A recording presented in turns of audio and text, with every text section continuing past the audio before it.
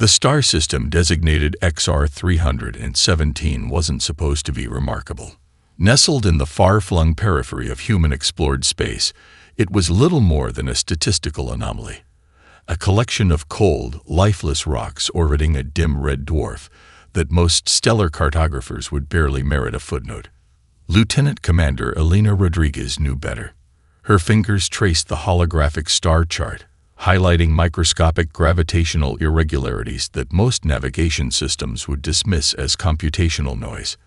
These tiny fluctuations told a different story, a narrative of potential that burned far brighter than the listless stellar backdrop. The UES Defiant wasn't a standard exploration vessel. Constructed in the orbital foundries of New Singapore, it represented a radical departure from conventional deep space design. Its hull incorporated metamaterials that could dynamically reconfigure at the quantum level, allowing unprecedented adaptability in hostile environments. Most ships were built to survive.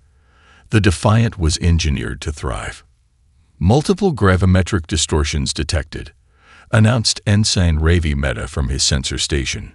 His hands moved with the practiced fluidity of a musician, fingers dancing across holographic interfaces that transformed raw data into visual poetry, consistent with trans-dimensional stress points. Not natural. Rodriguez's cybernetic left eye, a legacy of her service in the Proxima reconstruction, zoomed and enhanced the sensor readings. Where most would see chaos, she perceived intricate patterns. Something was moving beyond the standard dimensional framework, leaving ghost-like impressions in the fabric of space-time. The bridge crew represented humanity's most sophisticated frontier, a deliberate genetic and technological mosaic selected not for uniformity, but for comprehensive problem-solving capacity. Aisha Khan, the tactical officer, had ancestors from 3 continents and a neural architecture that allowed her to process complex tactical scenarios faster than most supercomputers. Marcus Chen, their chief engineer, carried genetic modifications that allowed enhanced spatial reasoning and a near-symbiotic relationship with complex technological systems. Pattern analysis complete. Mehta continued. Anomaly matches previously recorded trans-dimensional signatures from the Kepler incident. A charged silence descended. The Kepler incident wasn't just a footnote in human exploration. It was a watershed moment that had redefined humanity's understanding of cosmic interactions. 12 years earlier, a human research vessel had encountered a spatial phenomenon that simultaneously destroyed and transformed an entire research station, leaving behind nothing but cryptic quantum residue and more questions than answers. Rodriguez understood the unspoken implications. Whatever was generating these dimensional stress points wasn't just moving through space. It was actively manipulating the fundamental constants that most species considered immutable. "Prepare quantum entanglement communication protocols," she ordered. Her voice carried the calm precision of someone who had long ago made peace with the universe's fundamental unpredictability. "Full spectrum analysis. I want every conceivable data point recorded." The ship's AI, an intricate quantum consciousness named ARIA, Advanced Recursive Intelligence Algorithm, began its systematic probe. Unlike primitive artificial intelligences that merely processed information, ARIA was a collaborative entity, part computational matrix, part intellectual partner. Detecting nonlinear dimensional intersections, ARIA's melodic voice emerged from the environmental speakers. Computational models suggest potential trans-dimensional vessel approach. Probability of non-human origin, 94.7%. Ensign Mehta's display erupted with a kaleidoscope of quantum signatures, fractals of light and data that represented something far beyond traditional sensor readings. Each fragment contained volumes of information, dancing at the razor's edge between mathematical precision and pure aesthetic beauty. "Incoming dimensional stress is increasing," Khan reported, her tactical systems already cycling through potential engagement scenarios. "Whatever is generating these signatures is massive. And it's getting closer." Rodriguez watched the holographic display, her augmented eye parsing information streams that would overwhelm standard human perception. This wasn't just a potential encounter. This was a collision of exploratory paradigms, humanity's relentless curiosity meeting something fundamentally alien. The UEA's defiant hung in the void, a technological marvel poised on the precipice of discovery. And somewhere in the quantum-fractured darkness ahead, something was coming. Something was definitely coming. Deep within the Defiance engineering deck, Marcus Chen's workshop was less a standard maintenance bay and more a cathedral of technological heresy. Surrounding him were prototype systems that would have been dismissed as impossible by any conventional research institute, each one a testament to humanity's most radical approach to scientific innovation. The dimensional anomaly they detected was more than just a navigation challenge. It was a puzzle that had been gnawing at Marcus's subconscious for years. His primary workstation wasn't a typical computer interface. Instead, a spherical holographic projection hung suspended in midair, constantly shifting and recalibrating. Quantum matrices danced around him like living fractals, each algorithm a potential key to understanding the impossible. "Aria," Marcus called, his voice a low murmur that carried decades of accumulated knowledge. "Run comparative analysis between the Kepler incident quantum signatures and our current dimensional stress readings." The ship's AI responded with a cascade of light and mathematical notation. Holographic strings of data began to interweave, creating complex three-dimensional representations that would look like pure chaos to an untrained eye. But Marcus Chen saw poetry. He pulled up a series of research papers, some published, many suppressed, documenting humanity's most experimental approaches to trans-dimensional physics. Most were his own work, rejected by mainstream scientific communities as too radical, too dangerous. A notification blinked in his peripheral vision. Personal file. CJGN_QUM_research_RCHIV_03. The file contained his most controversial work, a theoretical framework for what he called dimensional manipulation through recursive quantum entanglement. In layman's terms, it was a method of not just observing different dimensional states, but actively communicating with and potentially influencing them. The scientific community had laughed. Military research divisions had been intrigued. And now, surrounded by the living proof of his theories, Marcus allowed himself the slightest smile. "Correlation detected," Aria announced. The holographic display shifted, revealing intricate quantum resonance patterns that perfectly matched Marcus's decade-old theoretical models. Probability of intentional dimensional communication, 67.3%. Marcus's cybernetic eye, a custom-built piece of technology that was part sensory apparatus, part computational matrix, began running its own independent analysis. Where standard optical systems saw light and color, his captured quantum fluctuations, dimensional stress points, and mathematical relationships invisible to normal perception.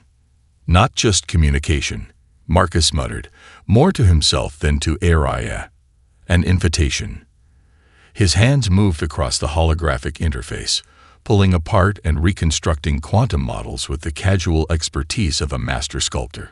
Each movement was a complex dance of computational precision and intuitive genius. The suppressed research papers told a story most humans preferred to ignore. Humanity wasn't just exploring the universe. They were fundamentally rewriting the rules of cosmic interaction. Every breakthrough was a challenge to the established understanding of physics, of reality itself. A sudden alert flashed. The dimensional stress points were converging, creating a pattern that was simultaneously a mathematical construct and something that defied traditional geometric understanding. "Captain Rodriguez to engineering." Aria's voice carried a rare hint of excitement. Quantum resonance approaching critical threshold. Marcus didn't wait for further instructions. He activated a series of quantum stabilization protocols that existed only in his personal research archives. Experimental systems that had been theoretical moments ago now hummed with potential energy. The workshop transformed. Quantum dampening fields created localized areas of altered physical constants. Experimental metamaterials began to reconfigure, preparing to interact with whatever was generating the dimensional anomaly. This wasn't just preparation for an encounter. This was humanity's most audacious attempt yet to communicate across the fundamental barriers of dimensional existence. Marcus Chen stood at the center of a technological maelstrom, a human crucible of innovation poised to challenge everything known about the nature of space, time, and interaction. And somewhere beyond the ship's hull, something was preparing to respond. The UES Defiance Communication Chamber was a study in controlled chaos. Unlike traditional military communication centers, this space was a living ecosystem of technological and psychological interfaces. Holographic displays flickered with translation matrices, quantum communication protocols, and real-time cultural analysis algorithms. Lieutenant Aisha Khan wasn't just a tactical officer. She was a linguistic anthropologist, a diplomatic strategist, and a human communication weapon. Her great-grandmother had been a diplomat during the first contact with the Zeta Collective, a species so fundamentally alien that traditional communication models had collapsed within minutes of initial contact. That encounter had birthed an entirely new field of xenolinguistics, and Aisha was its most promising practitioner. "Aria," she commanded, her voice carrying the precision of a surgeon and the subtle undertones of multiple linguistic subharmonics. "Activate Comprehensive Communication Protocol Sigma-9." The room transformed. Quantum translation matrices began spinning complex webs of potential meaning, capturing not just words, but intent, cultural context, and the subtle psychological undercurrents that existed between communication attempts. What most species considered communication was, to Aisha, a crude approximation of true interaction. Humans had learned, often through painful, catastrophic misunderstandings, that language was far more than a simple exchange of information. The incoming dimensional signatures carried something beyond standard communication protocols. These were not just signals. They were a complex mathematical language that existed at the intersection of physics and intent. Aisha's neural implants, a sophisticated network of quantum processors and bioadaptive communication interfaces, began processing the incoming data streams. Where most would see incomprehensible noise, she perceived intricate patterns of potential meaning. "Preliminary analysis complete," Aria reported. "Communication attempt appears to be multidimensional. Traditional linguistic models insufficient for complete interpretation." A holographic representation materialized, not of a traditional message, but of a living, breathing mathematical construct. It was a communication that existed simultaneously as a physical phenomenon and a complex linguistic expression. Aisha recognized the pattern immediately.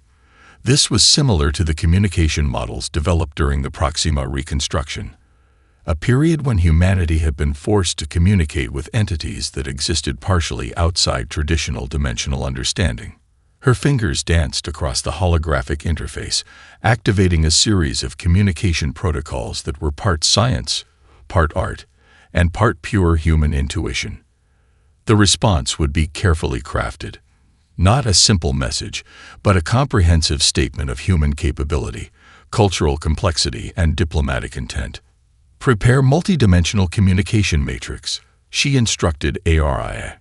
"Include full cultural context packages, quantum encryption level Omega, adaptive translation protocols at maximum sensitivity." The communication chamber began to hum with potential energy. This wasn't just a response. This was a deliberate demonstration of humanity's most sophisticated approach to interdimensional interaction. Layers of meaning began to take shape, mathematical expressions that were simultaneously a greeting, a warning, and a complex invitation to dialogue. Cultural context packages that would provide insights into human complexity, our art, our conflicts, our relentless drive to understand and explore. Aisha knew that true communication was never about simple information exchange. It was about creating a bridge of understanding that transcended traditional linguistic and dimensional barriers. The holographic displays began to pulse with a rhythm that was part mathematical precision, part living organism. Each pulse carried volumes of information, a communication so dense, so multi-layered, that it would take most species decades to fully comprehend. This was humanity's response to the unknown.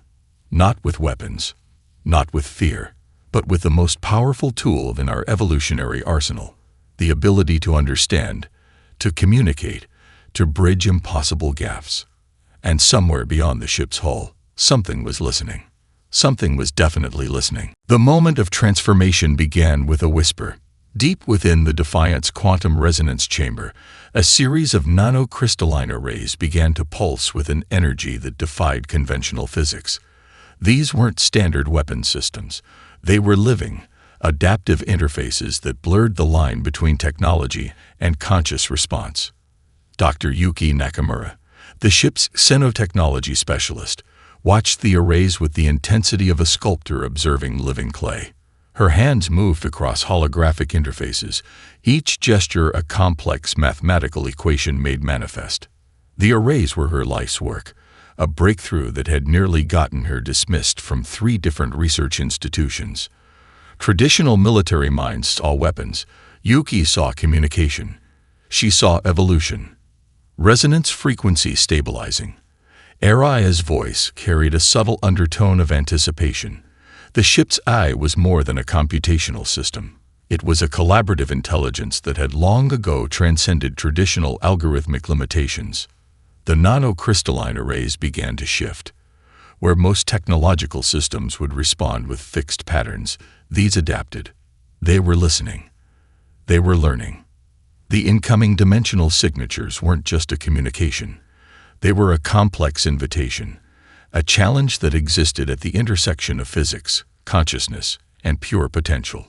Yuki's research had always pushed beyond conventional boundaries. Her doctoral thesis, a controversial exploration of adaptive quantum interfaces, had been roundly rejected by her academic peers. Now, surrounded by the living proof of her theories, she allowed herself the slightest smile. Initiating adaptive response protocol, she murmured, her fingers tracing intricate patterns across the holographic display. The chamber began to transform. Nanomaterials reconfigured at the quantum level, creating interfaces that were simultaneously weapon, communication device, and something entirely new. Each molecular structure became a potential point of interaction, a living bridge between different dimensional states. This wasn't just technology. This was a deliberate attempt to communicate through the most fundamental language of the universe, the language of adaptive potential. Quantum entanglement sensors began to spin complex webs of possibility. Where most systems would see chaos, Yuki perceived intricate patterns of potential interaction. Each fluctuation was a word.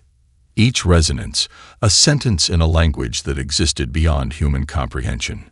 Dimensional stress points are becoming coherent, Araya reported. The AI's voice carried a hint of wonder that seemed almost human. Adaptive interfaces reaching critical synchronization threshold. The nanocrystalline arrays pulsed with an energy that was part light, part mathematical expression. They were creating a response that was simultaneously a weapon, a communication attempt, and a profound statement of human capability. Yuki understood something that most military strategists missed. True power wasn't about destruction. It was about the ability to adapt, to understand, to transform. The arrays began to generate a response that defied traditional understanding. Mathematical expressions that were simultaneously a greeting, a warning, and an invitation to dialogue. Quantum signatures that carried volumes of information in each microscopic fluctuation. Outside the ship, the dimensional fabric began to ripple. Not with violence, not with aggression, but with a complex, adaptive potential that suggested something profound was about to happen. Synchronization complete, Araya announced. The nanocrystalline arrays reached maximum potential. They were no longer just technology. They were a living, breathing interface between human potential and something fundamentally unknown. And somewhere beyond the ship's hull, something was preparing to respond. Something was definitely preparing to respond. The bridge of the Defiant transformed into a living neural network the moment the dimensional interaction reached critical threshold. Captain Elena Rodriguez wasn't sitting. She was suspended within a holographic command matrix that turned her into the central processing node of a living, breathing technological organism. Her neural implants, a culmination of generations of human cognitive enhancement research, began to process information at speeds that would have been considered impossible mere decades ago. Each synaptic connection was a potential strategy, each millisecond a universe of potential outcomes. Incoming dimensional coherence is stabilizing, reported Ensign Ravi Mehta, his voice a calm counterpoint to the maelstrom of data surrounding them. Quantum entanglement reaching unprecedented levels of complexity. The ship itself seemed to breathe. Metamaterial hull plates shifted and reconfigured, creating a living interface between human technology and the unknown dimensional entity they were encountering. This wasn't just a vessel. It was a living, adaptive organism that existed at the razor's edge of human potential. Rodriguez's augmented consciousness parsed multiple layers of reality simultaneously. She wasn't just observing the encounter. She was participating in it, her mind extending through the ship's systems like tendrils of pure potential. Araya, she called, her thought instantaneously translated into ship-wide communication. Begin comprehensive cognitive mapping of dimensional interaction. The ship's eye was more than a computational system. It was a collaborative intelligence that had long ago transcended traditional algorithmic limitations. Araya's response was a cascade of information that would have overwhelmed any standard human consciousness. But Rodriguez was far from standard. Her mind moved through the data like a living algorithm. Each potential interaction was a chess move, each dimensional fluctuation a complex linguistic expression. She was drawing from generations of human adaptive thinking. The same capacity that had allowed humanity to survive on toxic planets, to rebuild after near-extinction events, to push beyond every biological and technological limitation. The dimensional entity they were encountering was unlike anything in human records. It wasn't a traditional species or technological construct. It was a cognitive system that existed across multiple dimensional planes, a living network of pure information and potential. And humanity was about to have a conversation. Ensign Mehta's displays erupted with patterns that defied traditional understanding. Mathematical expressions that were simultaneously a greeting, a warning, and a profound invitation to dialogue. Quantum signatures that carried entire civilizational histories in microscopic fluctuations. Cognitive resonance reaching critical synchronization. Araya reported. The AI's voice carried a subtle undertone of excitement that seemed almost human. Rodriguez understood something fundamental. This wasn't a first contact scenario. This was a collision of cognitive paradigms. Humanity wasn't just meeting another species or technological system. They were engaging with a fundamentally different way of experiencing reality. Her neural implants began to generate response patterns. Not just messages, not just data, but complex cognitive structures that represented the entirety of human experience. Our art, our conflicts, our relentless drive to understand and explore. The ship's systems began to pulse with a rhythm that was part mathematical precision, part living organism. Each pulse carried volumes of information, a communication so dense, so multi-layered that it would take most species generations to comprehend. This was humanity's response to the unknown, not with fear, not with aggression, but with the most powerful tool in our evolutionary arsenal, the ability to understand, to adapt, to bridge impossible gaps. The dimensional entity began to respond, and somewhere beyond traditional perception, a conversation was beginning. A conversation that would redefine the nature of communication itself. Time became something else entirely. Dr. Elena Rodriguez felt the moment as a symphony of impossible geometries. The ship's internal chronometers began to fragment, each second splitting into infinitesimal dimensions that defied linear perception. What had begun as a potential encounter was transforming into something far more profound. In the ship's secondary research lab, Dr. Marcus Chen watched reality unravel like a complex mathematical proof. The walls seemed to breathe. Molecular structures twisted through impossible angles, creating spatial configurations that would have driven most minds to immediate catastrophic breakdown. But humans, these humans, had spent generations preparing for the impossible. Dimensional cascade is stabilizing. Aria's voice emerged not from speakers, but seemingly from the very fabric of space around them. Quantum entanglement reaching trans-dimensional coherence. Chen's augmented visual systems captured what no standard instrument could perceive. The encounter wasn't just an interaction. It was a fundamental rewriting of physical constants. Quantum probability matrices danced around him, living, breathing mathematical constructs that represented potential realities. Each matrix was a universe unto itself, containing volumes of information that would have taken standard computational systems millennia to process. The ship itself was transforming. Metamaterial hull plates began to reconfigure at the quantum level, creating interfaces that were simultaneously defensive systems, communication arrays, and something entirely beyond human comprehension. Nano-adaptive structures shifted and breathed, responding to dimensional stresses that would have torn apart any conventional technological system. Dr. Yuki Nakamura, stationed at the Quantum Resonance Station, understood what was happening on a level that transcended traditional scientific understanding. This wasn't first contact. This was a fundamental renegotiation of reality's basic parameters. Cognitive resonance field is expanding, she reported, her voice calm despite the reality-bending phenomenon surrounding her. We're no longer just observing. We're participating. The dimensional entity they were encountering was unlike anything in human records.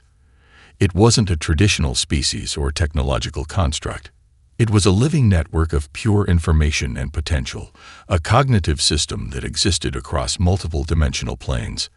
And humanity was about to become part of something larger. Ensign Ravi Meta's displays erupted with patterns that defied traditional understanding. Mathematical expressions that were simultaneously a greeting, a warning, and a profound invitation to dialogue. Quantum signatures that carried entire civilizational histories in microscopic fluctuations. The ship's crew experienced the moment differently. For some, it was a cascade of impossible geometries.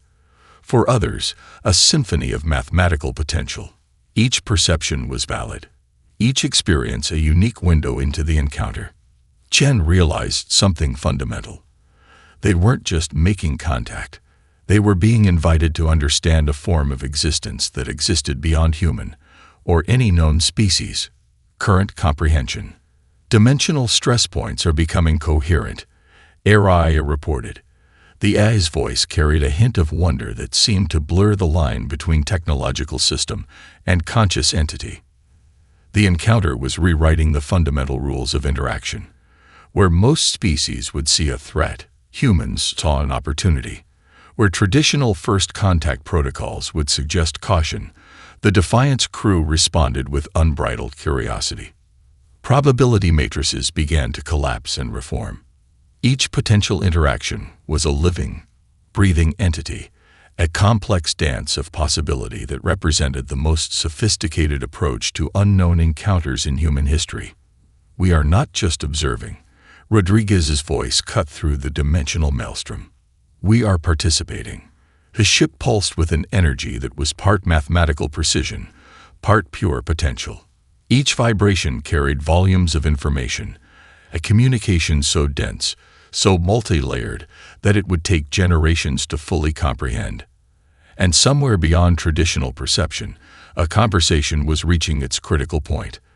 A conversation that would redefine the nature of existence itself. Silence became a living thing. Not the absence of sound, but a profound presence. A cognitive space where meaning existed before language, where thought transcended traditional boundaries of communication.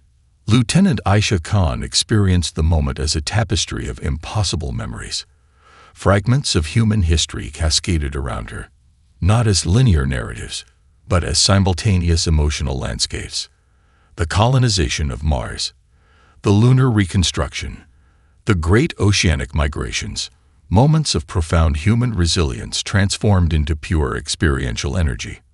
Her neural interfaces began to translate the impossible. The dimensional entity wasn't communicating in traditional terms.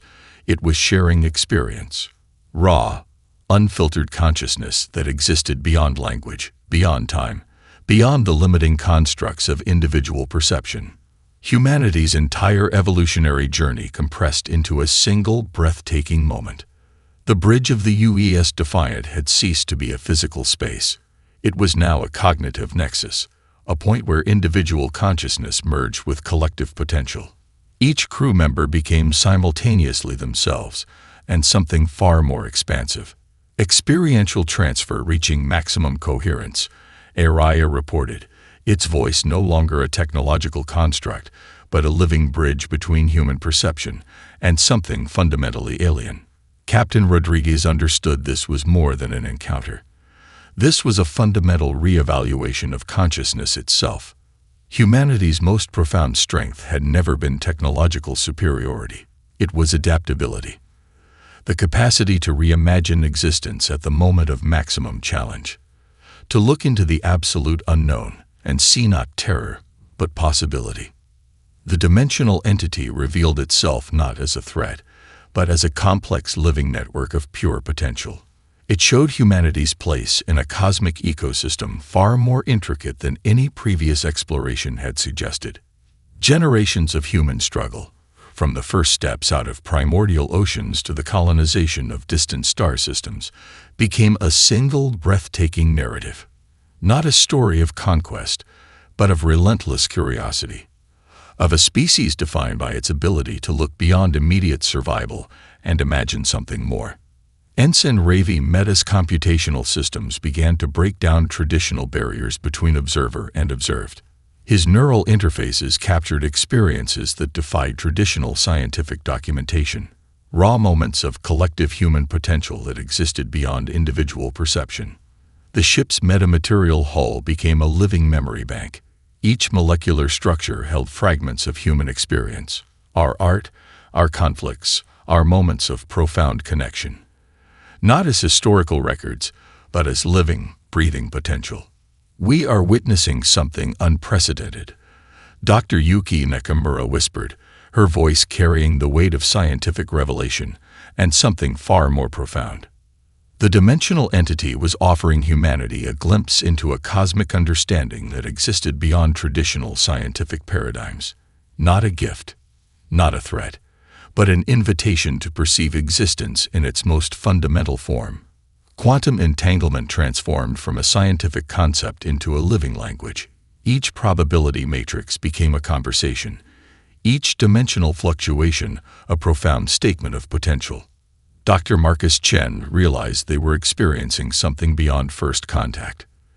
This was a fundamental reimagining of consciousness itself. Humanity wasn't just meeting another form of intelligence. They were being invited to understand intelligence as a cosmic, interconnected phenomenon. The bridge crew existed in a state between individual consciousness and collective potential. Memories merged. Experiences became fluid.